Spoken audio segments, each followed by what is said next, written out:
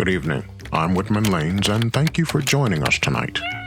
In the news, a praying mantis was taken into custody today at a fundraiser event held to assist relocating efforts for a community of sea urchins recently besieged by a mysterious mass disappearance. Reports document depreciation of their population and an unexplained phenomenon of wake-like apparatuses descending without warning from above the water and snatching untold numbers of their populations.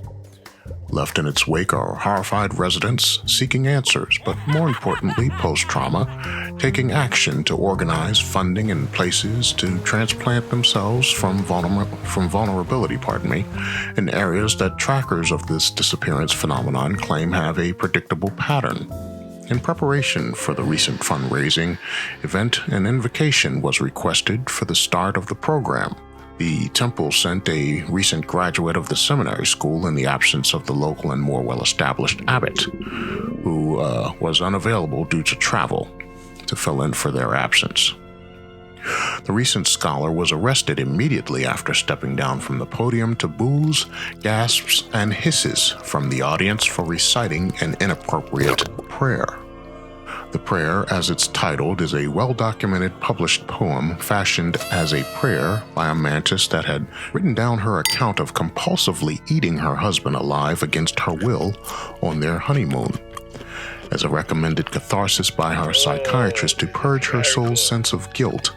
The prayer poem, among other descriptives, has been hailed as an artistic take on repentance. It quickly circulated through theological and psychological studies in higher education communities as a study about nature versus the conscious will. However, while the literature was widely accepted as a work of immense scholarly value, it was also banned in libraries around the world as a work cited as inappropriate for inclusion in publicly funded libraries and schools.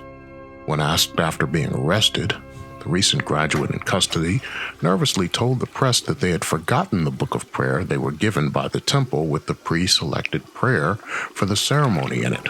In a moment of temporary fright due to public speaking, recited the only thing that came to mind, the forbidden prayer that the class had spent weeks studying during the last semester prior to graduation.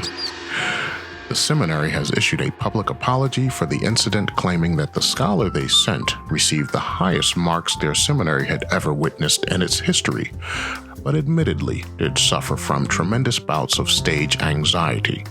The seminary has posted bail, and the graduate has returned to the school for counseling. This is the TIBC Report. I'm Whitman Lains. Good night.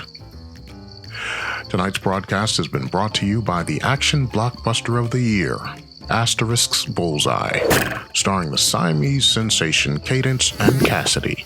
This film is rated R for violence and language. Parental supervision required.